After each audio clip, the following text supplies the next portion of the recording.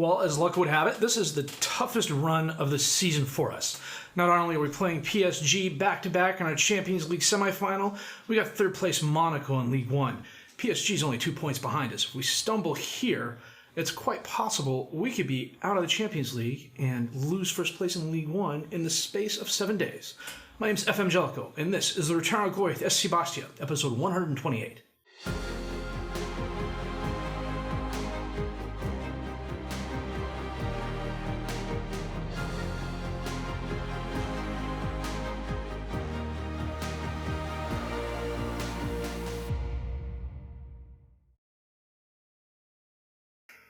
The one thing that does make me feel good is that in the 2 games since we beat Bayern, we've scored 11 goals and let in 2. And frankly, Concarneau's the last team in the league. They haven't won in 27 games. Well, 28 games now since we beat them. Dijon, though, was 8th, and we absolutely thumped them 6-1 thanks to a brace of goals by Kaplan, a goal by Farias, a goal by Kern, a goal by Orlowski, and Pichon got the last one, I believe. Yep, in the 81st minute. They got off to a flying start in the first minute. Damien Renat scored in the opening kickoff, and I thought we were going to be in for it, and then we just turned it on. It was an obliteration. Concarneau, we scored 2 goals in the 7th minute. We were 3 goals up, 15 minutes in, and then I went back to balanced, and we still just managed to move the ball on them effortlessly. I took Kaplan out at half. Pichon came off the half after scoring a brace of goals. Pichon came off the 60th minute after scoring a brace of goals. I wasn't really interested in getting him his hat trick. I was more interested in keeping him healthy because this is how the season's breaking down. We're playing Monaco in between our games at PSG. Monaco is currently in 3rd place. PSG is still 2 points behind us. They have a game in hand. We need some help from, well, you know what? I haven't checked their schedule. Let's see who they're playing. They're playing Monaco as well. So if they lose to Lyon or they lose to Monaco, either which is entirely possible, we're helping ourselves out. As you can see, we've already qualified for European Champions League. If the save was continuing, we'd have a $2.7 million salary budget to work with and 67 million euros of the transfer budget, which frankly is quite doable. I'd be okay with that. Our current payroll is only 2.2 million, so we'd be doing okay there. The nice thing is that our goal differential at the moment with PSG is even, but like I said, they've got a game in hand still. Hussein leads us 48 goals, a 7.78 rating, 16 assists. Mercurio 87% pass completion. Hussein 16 players of the match awards. Matt Flores 14 yellow cards. He and Rashidi are currently in a race for that. It's frustrating. This whole series has been frustrating with yellow cards. 102 goals are first in the league. Our 43 goals allowed are 9th best. We're first in yellow card. There needs to be some sort of trophy, probably a yellow card, that you could at least put on the shelf for things like this. It's just... Injury-wise, Tate Mohammed is the only one, really. Eric Girard, who's a rotation player, damaged his foot. He's out for another week, but Tate Mohammed was the long-term one. He'll be back in a couple weeks. I might try and get him some playing time the last few games of the season if he's registered. I can't remember if I registered him or not. I may not have because he was out on loan at the time. Kern's being watched by Manchester City. Marino has been to 3 games now, going after Marino's going after Kern.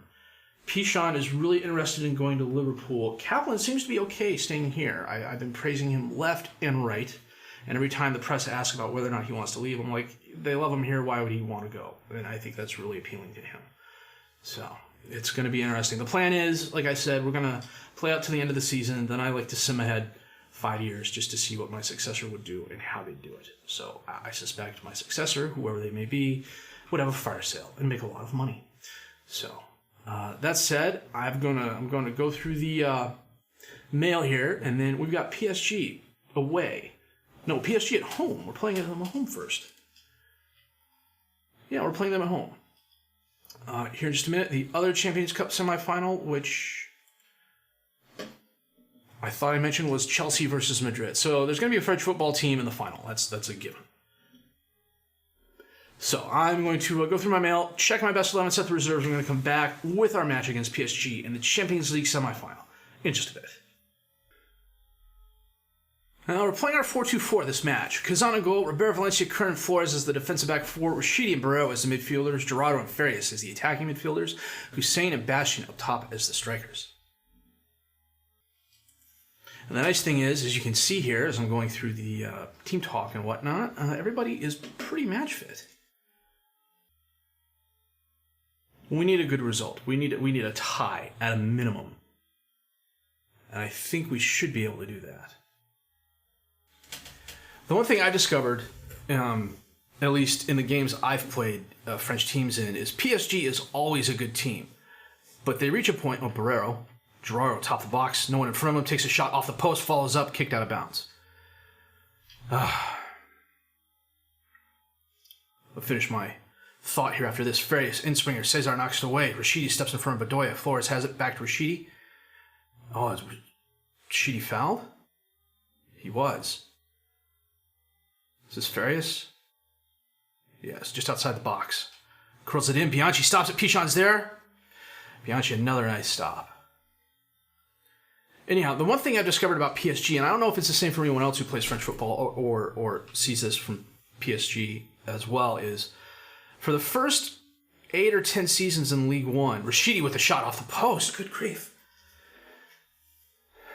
They're really good. And then they start getting not so good because their players start getting older. And rather than developing youth, they go out and they spend a ton of money to bring in players. And they'll do things like spend $110 million on a right winger. And then the next season, Zabrowski,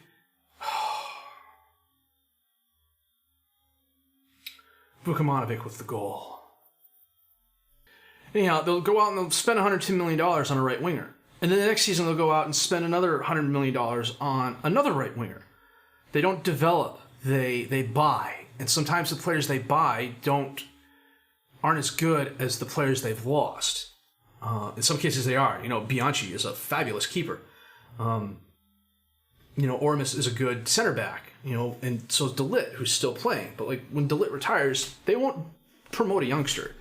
As a matter of fact, I suspect if we were to look at their under-19s and their 21 squads, they'd have decent players on them, but they don't play them all that often. They don't develop players in-house. And after about 10 or 12 years, their quality doesn't fall exactly, but they come back to the pack, where teams like your Monacos and your Lyons and some of your surprise teams like Nantes and stuff like that, who build themselves up to get close to PSG, can really start competing with them 60 minutes in. We're going to get Flores off, move Kern over, bring on Beinlich. We're going to move Farias up to take Pichon's spot and be the advanced forward. And DJ is going to come on. Farias. Off the post. Good crap, that's 3 hits. Rashidi, top of the box. Cuts left, out to Robert. Inside. Oh, Bianchi punches that above the crossbar. That already hit the crossbar and went over. 3 woodwork hits. Coming up on the end of the game. We've held them to 1, which is good.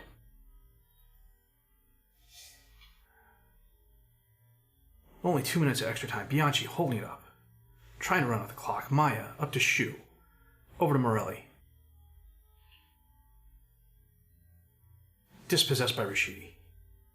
Oh, he stuck his leg out. It's a foul. Shu. Ref's going to blow the whistle here. He's just holding up time. Come on. Yeah.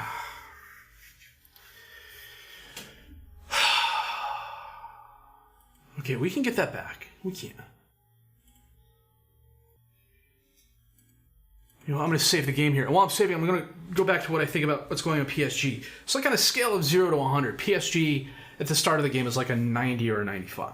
And there's teams in Ligue 1 that are 80 to 90. It's possible to pit PSG from time to time. But early on, especially when they have Mbappe, if they don't sell him and they buy a lot of these good youth players, which they tend to do because, they're PSG, they have a never-ending drop of money.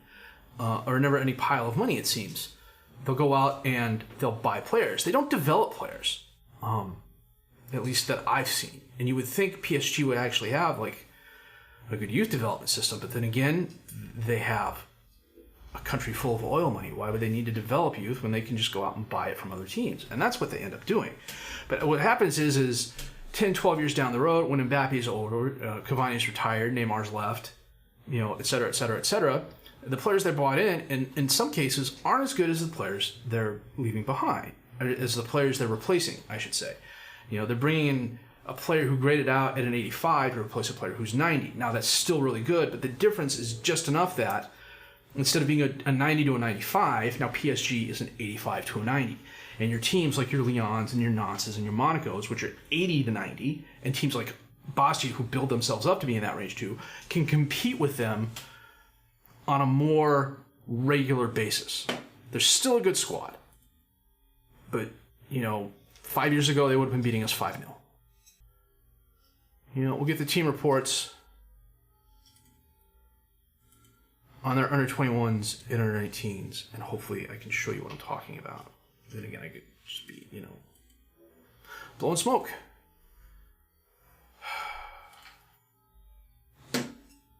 So, I'm going to play Monaco offline, and we're going to come back with our home match against PSG in just a bit. Yeah, so anyhow, the scouting reports came back right away, possibly because we were actually in Paris and my scout didn't have to go far. So as an example, this is the PSG reserve squad, and there's not a lot of older players on it. I mean, the oldest person is 24 years old, and it's a keeper, which you would kind of expect. Let me auto-size all these here. But if we were to sort by, say, value, their most expensive youngster, at least on the reserves, is this guy here, Zoumana Hali, midfielder on the left. There's 1.5 star current ability, 4-star potential ability. Can I not insert that here? Back in a second. Yeah, so if we sort by potential ability, their best is this 21-year-old who's got 4-star potential. Holly's got 4-star potential. This guy here, the 19-year-old, has 4-star potential. I guess it's not bad as a defender. And that's the reserve squad. If we go to the under-19s, they've got some potential here. Adrian Mendez, who's a 17-year-old defensive center back, 2-star current ability. That's not bad. Coach, midfielder on the left, 2-star current ability, 5-star potential ability. Again, not bad. Actually, that's pretty good. All things considered, the concentration is a little bit on the low side. What else can I look at? Let me check something out here again real quick. Sorry. So, as expected, all their under-19s have trained at the club. And their U21s have trained at the club as well. And this is their first teamers. They've got one player on their team, a starter, who's trained in the nation. They've got others who've trained in the nation. Mbappe, what's FRT? Leaving on a free transfer. Where's he going? Interesting. It's not going to tell me. But, they're buying players like Rodrigo and Dos Santos, and Mbappe left and he came. No, Mbappe didn't leave. But, Losovoy, he came in from Dinamo, and it's just, they don't develop, which is interesting. I think, as odd as it sounds, a PSG save where they just develop youth players and don't buy anybody, that could be interesting, but that's just me, and that's my tangent done. Back with the other match against PSG here in just a bit. Well, we did our job against Monaco. We won 3-1 thanks to a brace of goals by Luca Mercurio, of all people. And David Sargent had a goal in the 85th minute as well. This wasn't exactly a rotated side. Hawk and Beinlich both started, but they get a decent amount of playing time. Orlowski started in place of Barrero. Mercurio started. He's been asking for more first-team playing time, so he's been starting quite a bit. DJ was on the defensive midfield on the right. Pichon and Sargent were my strikers. And it was still a really solid squad. They had a player sent off, Vero sent off for a double yellow in the 74th minute. They had more shots, more on target, but our defense was really solid. I'm really proud of the guys for that. Because it's not our first 4 defenders, but these guys are still really quality. Hawk is now 3-star, 3.5 star current ability, 5-star potential ability still. He's a wonder kid. What did I buy him for? Let me see here real quick. 13 million 3 years ago from Hertha. He's definitely turning into everything I hoped he would be. Kid's got a bright future ahead of him. Today, though, is all about PSG away. We need a goal. We need at least 2 goals. We need to hold them scoreless. And then figure out what's going on the rest of the season. Chelsea beat Atletico 2-0, so they are in the league there. And we're going to find out what happens. So I'm going to check my best 11, set the reserves. I'm going to come back with a match against PSG, at PSG, in just a bit. Well, we're starting what is arguably our best 11. Kazan in goal, Roberto Valencia, Kernan Flores is the defensive back four, Rashidi and Orlowski in the midfield, Gerardo and Farias is the attacking midfielders, Hussein and Bastian up top as the strikers. I think it's interesting when I have my assistant coach pick the squad, he still brings on DeLonge in goal, and he doesn't bring on Rashidi, he brings on Mercurio. But like I said, that's just my assistant coach being weird. For which he gets to go to the press conference. Okay, boys. Very stressed. For Kaplan's, wow, off the opening kickoff, we get our equalizing goal. Holy smokes.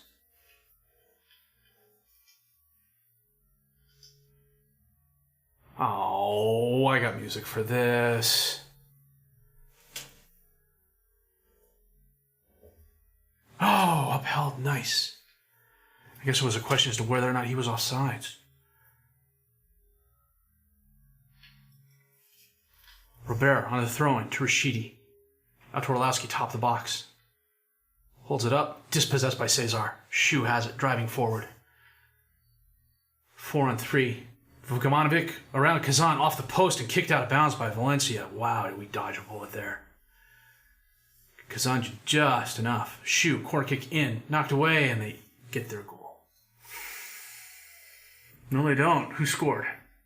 They're calling it an own goal. Valencia. Nuts.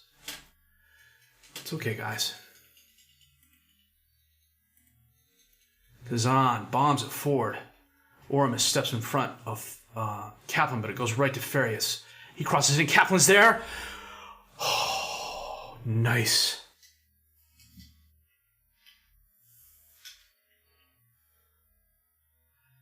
This is going to be a goal fest, isn't it? Kickoff highlight, Ormus to Shu. Back to Ormus. To Zabrowski. To Vukamanovic. Cuts right, takes the shot off the post. Flores knocks it out of bent. Well, Gerardo's going to catch that. Up to Kaplan. DeLitt fouls him. Wasn't exactly a professional foul, but yeah, he got fouled. Flores, can we get one before the half? Pichon. Oh, his cross bounces off and goes right to Orlowski or Rashidi. Cuts inside to Kaplan, and he puts it wide left. Ormus on the throw into Maya. Back to Ormus. Cuts across top of the box. Cesar. They equalize.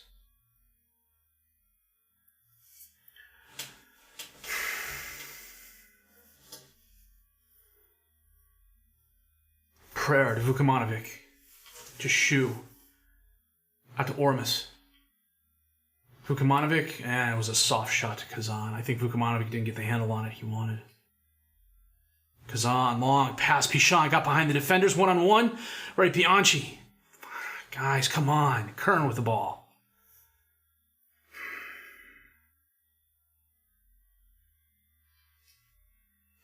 Ormus on the throw. Vukamanovic crosses it in. Valencia knocks away. Pereira, that was right there, takes the shot, and it's pushed high and left.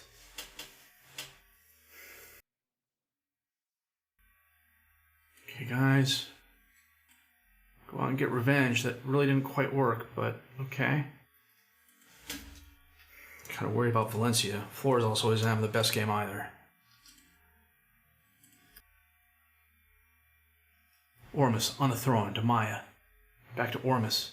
Crosses it in, knocked away. Cesar's going to run it down. Out to Pereira. Crosses it in, and it bounces off of Robert. Gerardo running forward up to Pichon. Crosses off the post. Out of bounds for the corner. Orlowski sends it in. Robert's there. Now back out. Rashidi top the box. Back out to Robert. Crosses in again. Bianchi, nice save. Pichon can't handle it, and it's knocked away. Come on, guys.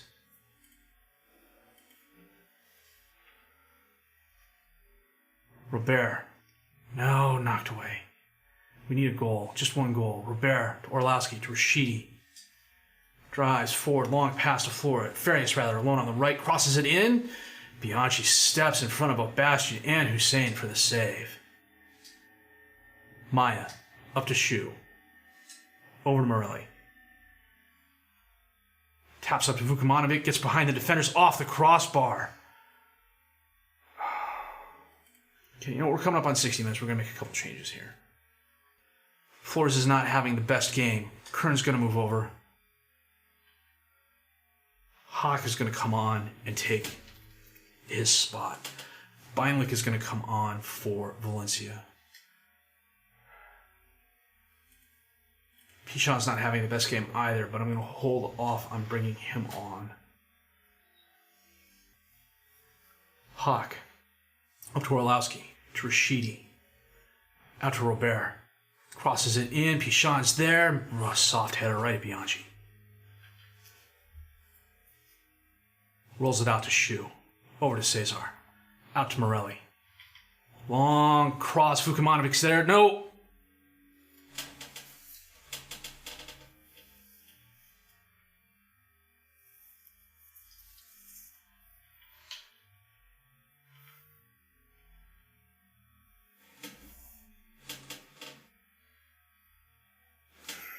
Kern to Farias. Up to Pichon. Drives forward, loses the ball, dispossessed by Ormus. Mbappe. To Vukomanovic. Over to Pereira. To Lasovoy. Crossed it in, Kazan stops that. Kern knocks it out of bounds. 9 minutes left. We're not going to do it.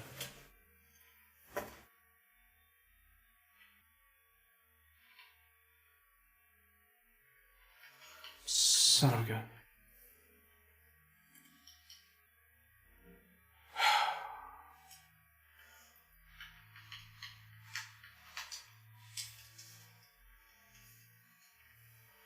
What the hell was Kern thinking?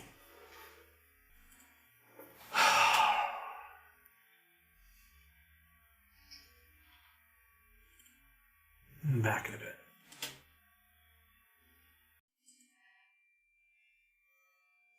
The kicker is the screen advanced? The kicker is we could also still lose League One. We've got 3 games left. Rennes, Lens, and Caen. PSG has 5 games left. And Atletico Madrid came back to beat Chelsea. Well done them. So we'll know by the... Well, what's our schedule like? We'll know by the 14th where we stand. So, what do I do? Do I play ahead here and see if we win League One?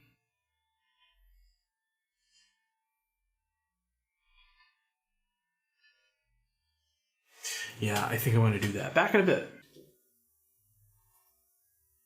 Well, if you're looking at this, as you probably guessed, I didn't record the last part. I thought I hit the button, and I didn't. I'd blame the grief in losing to PSG the way we lost, but the fact of the matter is I just fumbled it. I missed the button. It happens. And that's kind of par for the course for this save. So what I'm going to do is play to the end of the season. I'm going to play it offline. There's no reason for me to play it unless we somehow manage to lose to PSG, which... it's a possibility. I don't think it'll happen. They've got 5 games left. They're gonna lose. They're gonna lose or draw to somebody. If they draw, they also can't catch us. So we're gonna go ahead to the end of the season, do an end of season roundup, and then I'm gonna sim ahead 5 years, and we'll see how Bastia gets on without me. Probably win the Champions League with just my luck. Anyhow, if you liked what you've seen and heard, please leave a like. Subscribe to the channel for more content. Questions, criticisms, comments, leave those down below. I'll answer those as fast as I can. My name is FM19, and you've been watching the Ritornu Bastia, episode 128.